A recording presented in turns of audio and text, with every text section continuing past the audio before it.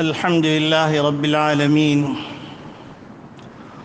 والصلاة والسلام على أشرف الأنبياء والمرسلين وخاتم النبيين محمد وعلى آله وصحبه ومن تبعهم بإحسان ودعا بدعوتهم إلى يوم الدين. أما بعد، فأعوذ بالله من الشيطان الرجيم. بسم الله الرحمن الرحيم.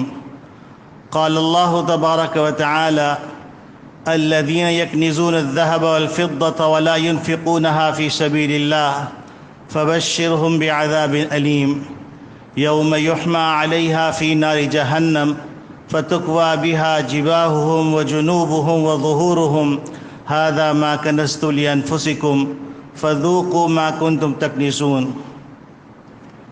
وقال النبي صلى الله عليه وسلم: ما نقصت صدقة من مال، او كما قال علیہ الصلاۃ والسلام.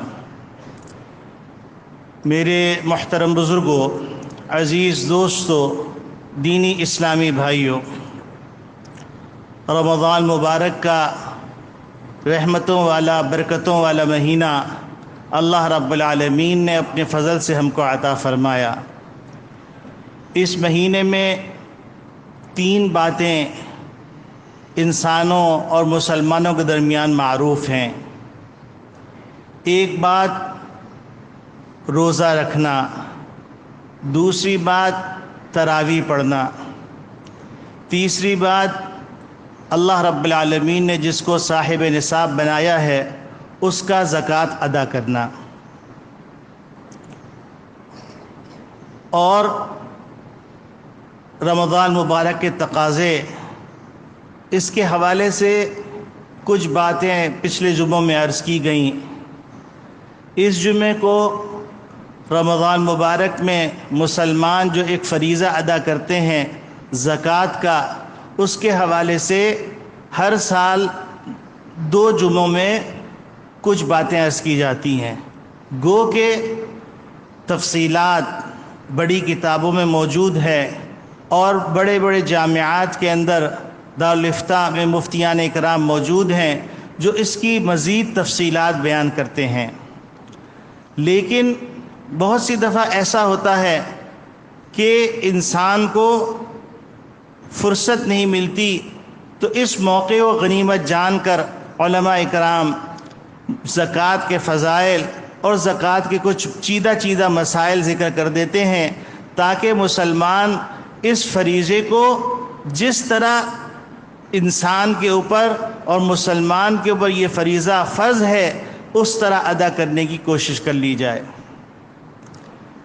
پہلی بات یہ کہ اللہ رب العالمین نے انسان کی جان کو بھی خرید لیا ہے، مال کو بھی خرید لیا ہے.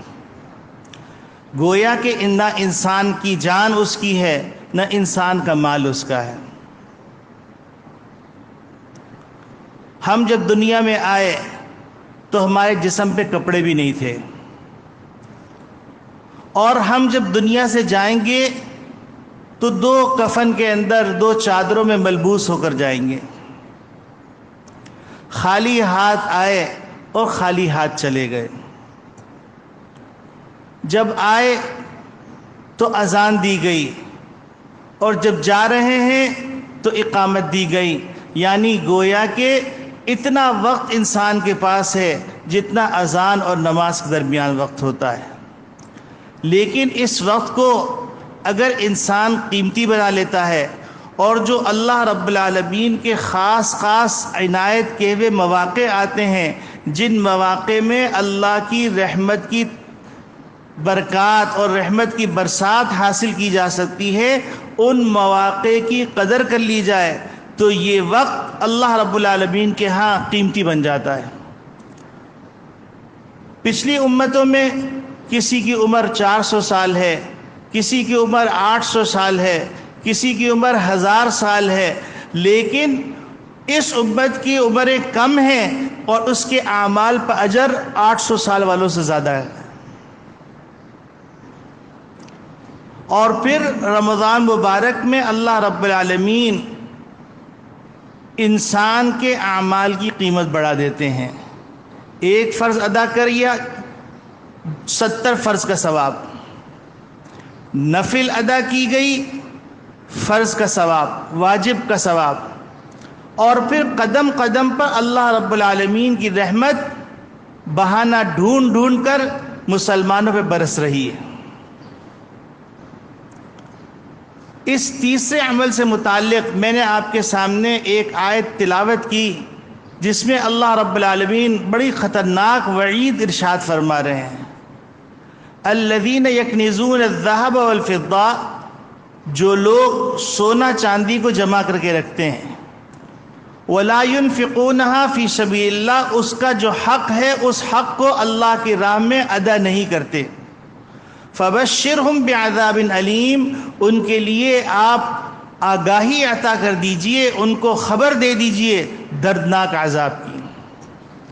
یوم یحمى علیہا فی نار جہنم، یہ دردناک عذاب اس دن ہوگا جس دن آگ کے اندر سونا چاندی کو تپایا جائے گا، فَتُقْوَى بِهَا جِبَاهُهُمْ وَجُنُوبُهُمْ وَظُهُورُهُمْ، اس کے ذریعے سے پیشانی کو داغا جائے گا، پہلو کو داغا جائے گا اور پشت کو داغا جائے گا، اور کہا جائے گا هَذَا مَا كَنَزْتُمْ لِأَنفُسِكُمْ، یہ وہ خزانہ ہے جو تم نے اپنے لیے جمع کر کے رکھا تھا، فَذُوقُوا مَا كُنْتُمْ تَكْنِزُونَ، اور اس دردناک عذاب جو تمہارے دولت کی شکل میں تمہارے پاس رحمت حاصل کرنے کا ذریعہ تھا، وہ اس سے تم نے جہنم کو خرید لیا، تو اب اس خزانے کا مزہ چکھو۔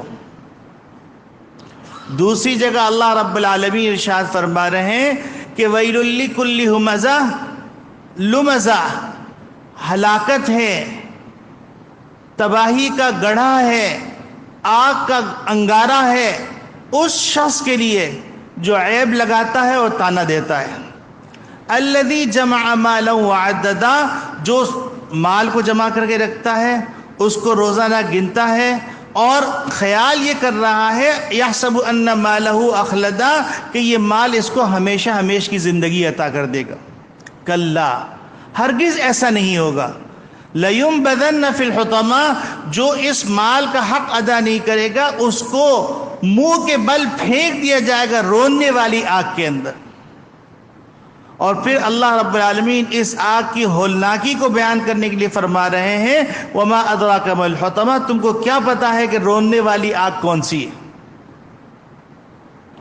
پھر اللہ رب العالمین خود اس کی تشریح فرما رہے ہیں نار اللہ الموقدہ، یہ اللہ کی بھڑکائی ہوئی آگ ہے، یہ لکڑیوں کی آگ نہیں ہے، یہ پرزوں کی آگ نہیں ہے، یہ گھاس پھوس کی آگ نہیں ہے، یہ پٹرول اور ڈیزل کی آگ نہیں ہے، یہ آگ وہ ہے جس کو اللہ نے بھڑکایا ہے۔ باقی جتنی آگیں ہیں ان آگوں کو کسی نہ کسی ذریعے سے بجھایا جا سکتا ہے، لیکن اللہ کی بھڑکائی ہوئی آگ کو کوئی بجھا نہیں سکے گا، اور یہ اتنی خطرناک آگ ہے کہ انسان کے کلیجے تک پہنچ جاتی ہے۔ اب سوال یہ پیدا ہوتا ہے کہ اللہ رب العالمین نے اس سلسلے میں اتنی سخت وعید کیوں فرمائی؟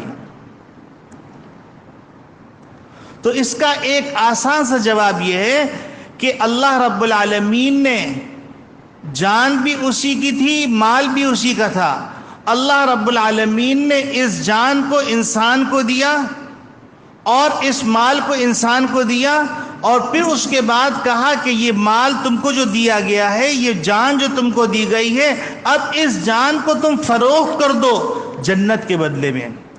جان بھی عارضی تھی، مال بھی عارضی تھا، اور جنت دائمی ہے۔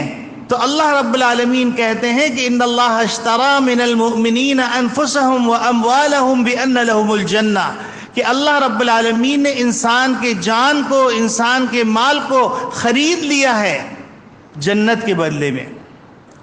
گویا کہ یہ جان بھی اللہ کی ہے، مال بھی اللہ کا ہے۔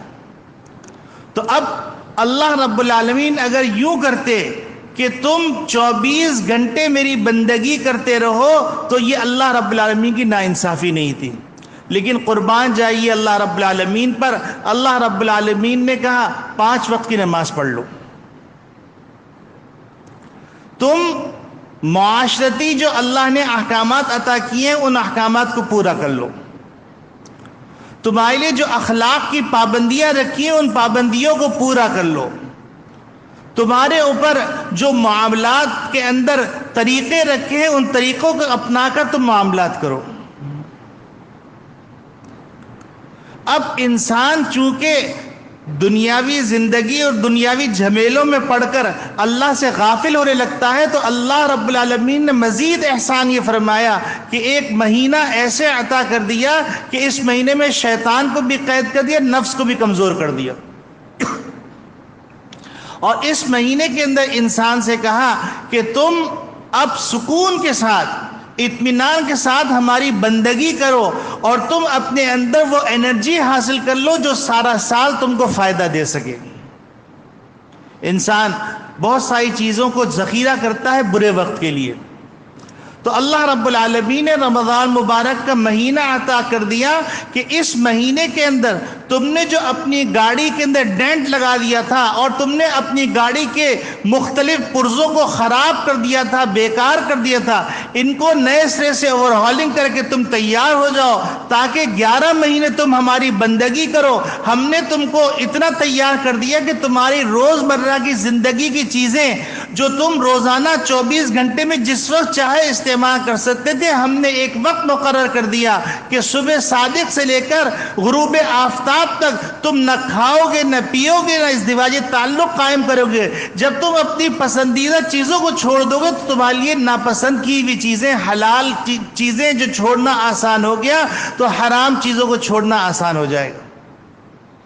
تو اسی طریقے سے اللہ رب العالمین نے مال کا حق رکھ دیا، اور یہ مال اللہ کی دولت میں کوئی اضافہ نہیں کرتا، نہ اللہ کی دولت میں اس سے کوئی کمی آتی ہے، حتیٰ کہ ساری دنیا والے جمع ہو کر اپنی ساری خواہشات پوری کروا لیں، ضروریات نہیں کہہ رہا ہوں، خواہشات کہہ رہا ہوں، اپنی ساری خواہشات پوری کروا لیں، اللہ رب العالمین کے خزانے میں اتنی بھی کمی نہیں آئے گی جتنی ایک چڑیا اپنی چونچ میں پانی لیتی ہے۔ تو اللہ کا خزانہ تو اتنا وسیع ہے۔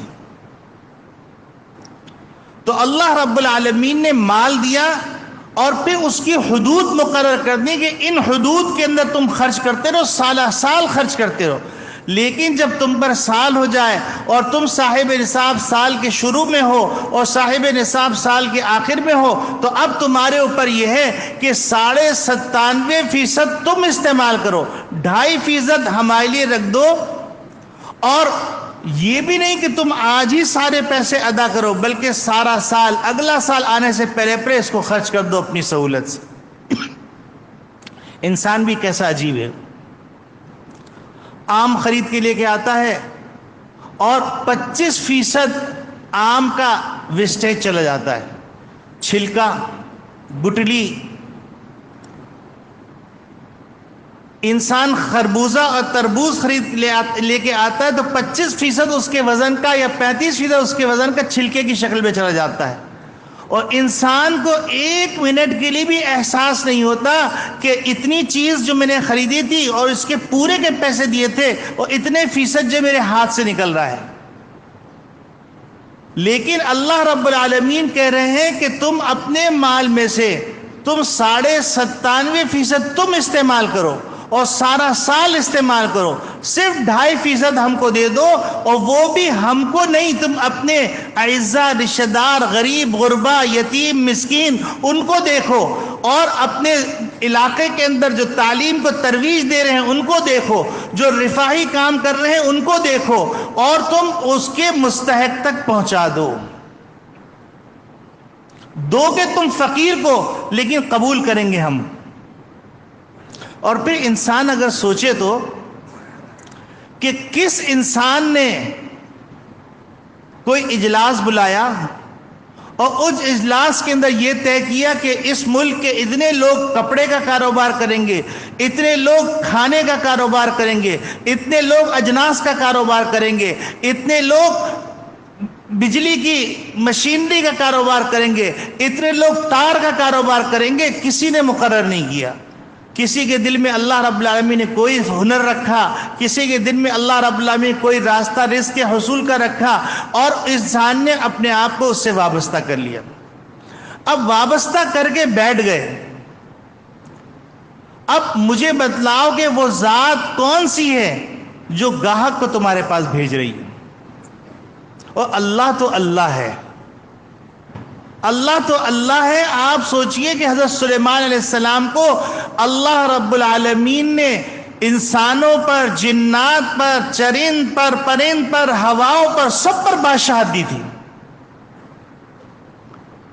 رب حب لی ملکا لا ینبغی لأحد، کہ پروردگار مجھے ایسی بادشاہت دے جیسی بادشاہت کسی کو نہیں ملی۔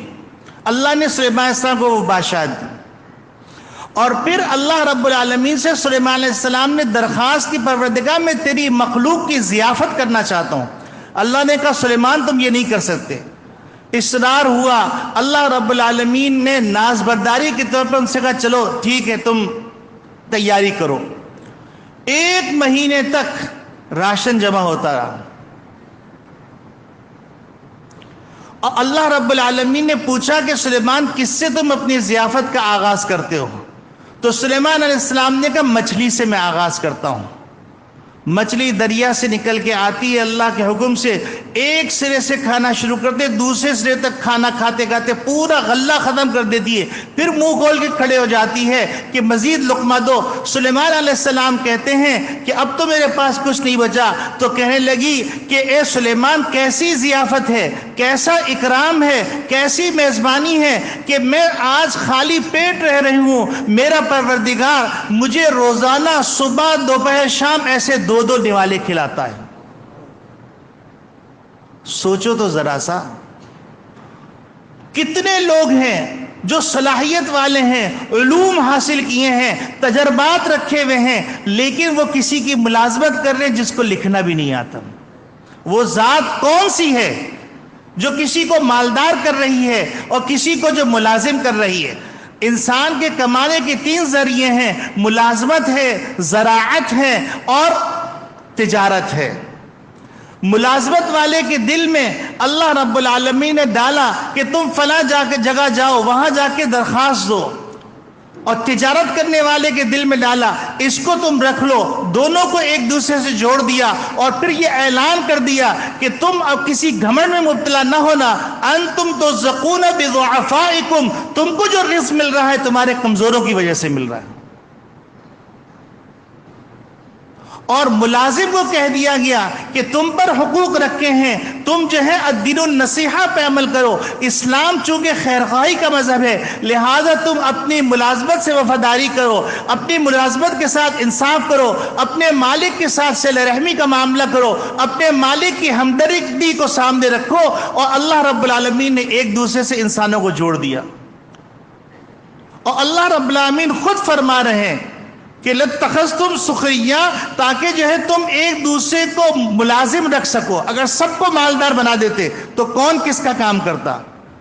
کسی کو اللہ رب العالمین نے بہت مالدار بنایا، کسی کو کم مالدار بنایا، کسی کو اس سے کم مالدار بنایا، کسی کو غریب بنایا، ہر ایک کی ضرورتوں ایک دوسرے جوڑ دیا، ایک ایسا حسین امتزاج اور ایسی حسین لڑی کے اندر پرو دیا کہ سب انسان ایک دوسرے سے وابستہ ہو گئے۔ تو گاہک بھیجنے والا اللہ، تجارت کا دل میں ڈالنے والا اللہ، مال میں برکت ڈالنے والا اللہ، رزق دینے والا اللہ۔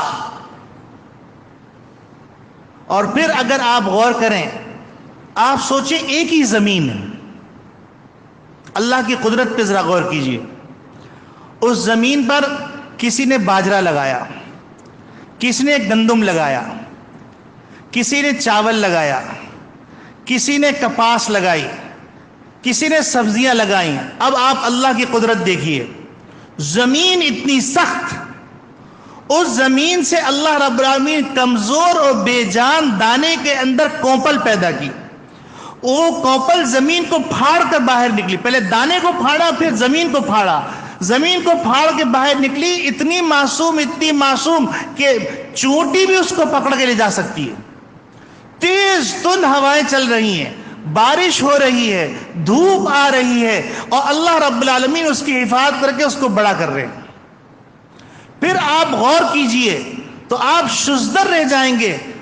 پالک کی خوشبو الگ، پالک کا ذائقہ الگ، ٹماٹر کی خوشبو الگ، ٹماٹر کا رنگ الگ، ٹماٹر کا ذائقہ الگ، کھیرے کی خوشبو الگ، کھیرے کا رنگ الگ، کھیرے کا ذائقہ الگ، گندم کا ذائقہ الگ، گندم کا رنگ الگ، کپاس کا ذائقہ الگ، کپاس کی رنگت الگ۔ اسی طریقے سے آپ اللہ کی مخلوقات کو، جو اللہ کی پیداوار ہے، ان کو دیکھتے چلے جائیے۔ دالوں کو دیکھتے جائیے، چاولوں کی اقسام کو دیکھتے جائیے، گندم کی اقسام کو دیکھتے جائیے، باجرے کی اقسام کو دیکھتے جائیے، کپاس کی اقسام کو دیکھتے جائیے، سویابین کی اقسام کو دیکھتے جائیے، اور مختلف آئل جن چیزوں سے بنتے ہیں، سرسوں کو دیکھتے جائیے، تل کو دیکھتے جائیے، تمام چیزوں کو دیکھتے جائیے۔ زمین ایک ہے لیکن نکلنے والی چیز ایک ہی طریقے سے نکل رہی ہے، پیداوار کرنے کے لیے زراعت ایک ہی طریقے سے کی جا رہی ہے، لیکن کسی کا رنگ کون سا ہے، کسی کا رنگ کون سا ہے، کسی کا ذائقہ کون سا ہے، کسی کا ذائقہ کون سا ہے، کسی کی خوشبو کون سی ہے، کسی کی خوشبو کون سی ہے، کسی کے اندر کوئی کیلشیم ہے، کسی کے اندر کوئی پوٹیشیم ہے، کسی کے اندر کوئی صلاحیت ہے، کسی کے اندر کوئی کیمیکل ہے، کسی کے اندر کوئی طاقت ہے۔ وہ کون سی ذات ہے جس نے یہ سارا نظام بنا کے دیا؟ فَبِأَيِّ آلَاءِ رَبِّكُمَا تُكَذِّبَانِ، فَتَبَارَكَ اللَّهُ أَحْسَنُ الْخَالِقِينَ۔ یہ پروردگار ہے، یہ پروردگار ہے۔ پھر کپاس سے آپ دیکھیے کہ دھاگا بن رہا ہے، پھر دھاگے سے کپڑے بن رہے ہیں، کپڑوں کی مختلف اقسام ہیں۔ جو کپڑے سے وابستہ ہیں وہ جانتے ہیں کہ کتنی قسم کی چیزیں ایک کپاس سے بنتی ہیں۔ پھر اسی طریقے سے زمین سے سونا نکل رہا ہے، زمین سے چاندی نکل رہی ہے، زمین سے معدنیات نکل رہی ہیں۔ ہر ایک کی رنگت الگ ہے، ہر ایک کی طاقت الگ ہے، ہر ایک کی قیمت الگ ہے، ہر ایک کی شکل الگ ہے۔ یہ کون سی ذات ہے جس نے یہ سارا نظام بنا کے دیا؟ تو یقیناً بے ساختہ منہ سے نکلے گا اللہ۔ اور انسان اپنے آپ سے سوال کرے، اے انسان، یہ چیزیں کس لیے پیدا کی گئی ہیں؟ کیا اللہ کو اس کی ضرورت ہے؟ کیا اللہ کے فرشتوں کی اس کی ضرورت ہے؟ کیا اللہ کے دیگر مخلوقات کو اس کی ضرورت ہے؟ تو انسان کہے گا کہ پروردگار، تو نے میری پیدائش سے پہلے میرے رزق کا انتظام کر دیا۔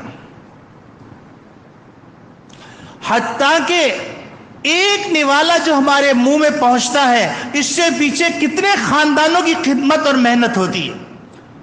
کوئی دانے بیچ رہا ہے، کوئی زراعت کر رہا ہے، کوئی آبیاری کر رہا ہے، کوئی دوائیں دے رہا ہے، پھر اس کے بعد اس کے پکنے کا وقت آ رہا ہے۔ کون ذات ہے جو سورج کی کرنوں کو ایک خاص طاقت سے بھیجتا ہے جس سے فصل تیار ہوتی ہے؟ وہ کون سی ذات ہے جو اللہ رب العالمین کی ہی ذات ہے کہ جو اللہ رب العالمین چاند کو حکم دیتے ہیں، وہ چاندنی جب پڑتی ہے تو پھلوں میں ذائقہ آتا ہے، تو اللہ رب العالمین کہیں سے دھوپ سے اس کو پکا رہے ہیں، کہیں چاند کی چاندنی سے اس کے اندر مٹھاس پیدا کر رہے ہیں، ذائقہ پیدا کر رہے ہیں، خوشبو پیدا کر رہے ہیں۔ یہ سارا نظام اللہ نے ہمارے لیے کیا ہے۔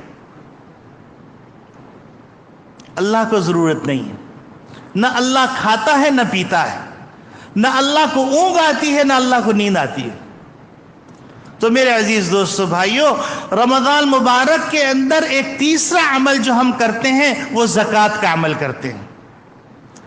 اب زکوٰۃ کو آج کل ٹیکس سمجھا جانے لگا۔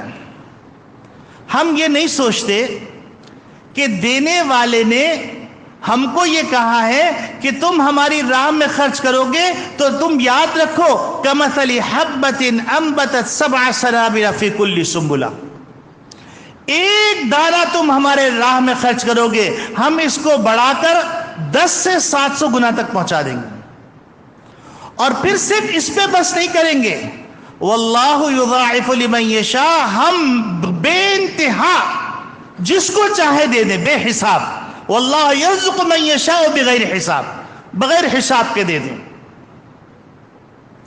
کتنے لوگ ہیں اس معاشرے کے اندر آج بھی جن میں سے بہت سو کو ہم ایک دوسرے کو جانتے ہیں کہ وہ گلے میں چھاپڑیاں لگا کر پن فروخت کیا کرتے تھے، اور آج وہ اربوں کے مالک ہیں۔ اور کتنے لوگ ایسے ہیں جو اربوں کے مالک تھے، اب وہ کوڑیوں کے بھی مالک نہیں ہیں۔ وَتِلْكَ الْأَيَّامُ نُدَاوِلُهَا بَيْنَ النَّاسِ، یہ اللہ کی ذات ہے جو دنوں کو الٹ رہی ہے، پلٹ رہی ہے، کسی کو اوپر لے جا رہی ہے، کسی کو نیچے لے جا رہی ہے، کسی کو عزت دے رہی ہے، کسی کو ذلت دے رہی ہے، کسی کو خوشی دے رہی ہے، کسی کو غم دے رہا ہے۔ اللہ رب العالمین، ہم یہ سوچتے ہیں رزق کا مطلب پیسہ ہے۔ یاد رکھو، حسن بھی رزق ہے، صحت بھی رزق ہے، قد بھی رزق ہے، کپڑا بھی رزق ہے، علم بھی رزق ہے، کھانا بھی رزق ہے، پیسہ بھی رزق ہے، سونا بھی رزق ہے، چاندی بھی رزق ہے، گھر بھی رزق ہے، چھت بھی رزق ہے، پانی بھی رزق ہے، فصل بھی رزق ہے، غلہ بھی رزق ہے، دالیں بھی رزق ہے، چاول بھی رزق ہے۔ ہم کہتے ہیں اللہ نے ہم کو کیا دیا؟ ارے جھانک کے دیکھو اللہ نے کیا کچھ نہیں دے دیا، سب کچھ اللہ نے دیا۔ اللہ کون ہے؟ اللہ کو ہم نے آج تک پہچانا ہی نہیں۔ اللہ جو کسی کا محتاج نہیں۔ کبھی کبھی اللہ سے یوں مانگ لیا کرو، اللہم انی اسألک بانک انت اللہ، اے اللہ میں تجھ سے بھیک مانگتا ہوں کیونکہ تو میرا پروردگار ہے، میں کس سے مانگوں؟ تیرے در کے سوا کوئی در ہے جس سے مانگوں؟ تو ایک دفعہ پڑھ لو، ربنا آتنا فی الدنیا حسنہ وفی الآخرۃ حسنہ وقنا عذاب النار۔ ہم نے اللہ سے سب مانگ لیا، اور اللہ کی ذات سے یقین رکھو، روزے کی حالت میں جو مانگو گے اللہ عطا کرے گا۔ یہ دعا ضائع نہیں ہوگی انشاءاللہ، یہ دعا ضائع نہیں ہوگی۔ تو میرے عزیز دوستو بھائیو، اللہ رب العالمین چاہ رہے ہیں کہ تم میری راہ میں 2.5% خرچ کر دو، اور پھر ادھر اللہ رب العالمین نے کیا کیا؟ فرشتوں کی ایک جماعت مقرر کر دی ہے جس کا وظیفہ صرف یہی ہے، اللہم آتی منفقا خلفا، اے پروردگار جو تیری راہ میں خرچ کر رہا ہے اس کو تو اس کا نعم البدل عطا کر۔ تو یاد رکھو، اللہ کی راہ میں جو خرچ کرو گے، اللہ نے جو مصارف بیان کیے ان مصارف کو معلوم کر کے خرچ کرو گے، اور مدارس کے اندر جو طلبہ پڑھ رہے ہیں ان پہ خرچ کرو گے، اور یتیم خانوں میں جو یتیم بچے پروان چڑھ رہے ہیں ان کی پرورش کرو گے، بیوہ جو غریب ہیں ان غریبوں کی پرورش کرو گے، خیال رکھو گے۔ میں تو یہاں تک مالداروں سے کہتا ہوں کہ اللہ کے بندو، تم قوم کو بھکاری کیوں بنا رہے ہو؟ تم صنعتیں قائم کرو، ان قوم کے نوجوانوں کو فن سکھاؤ، ہنر سکھاؤ، اپنے ہاں ملازم رکھو، ان کو خوددار بناؤ۔ تم ان کو بھکاری کیوں بنا رہے ہو؟ اگر اللہ نے تم کو دولت دی ہے، اللہ نے تم کو ثروت دی ہے، اللہ نے تمہیں سونا چاندی دیا ہے، تم فٹ پاتھوں پر کھایا لگا کر لوگوں کو بھکاری بنا رہے ہو۔ اگر تمہیں اللہ نے دولت دی ہے تم ایسا کیوں نہیں کرتے؟ ایسے ادارے قائم کرو جہاں پر تم اپنے قوم کے نوجوانوں کو، قوم کے بے روزگاروں کو فن سکھاؤ، اور فن سکھا کے ان کو خود کفیل کرو، اور ان کو کہو کہ تم آج جو تم سیکھ رہے ہو، کل جب تم کمانے کے قابل ہو جاؤ گے تو تم دوسروں کو کھڑا کرو گے۔ اس طرح پوری قوم اپنے پاؤں پہ کھڑی ہو جائے گی۔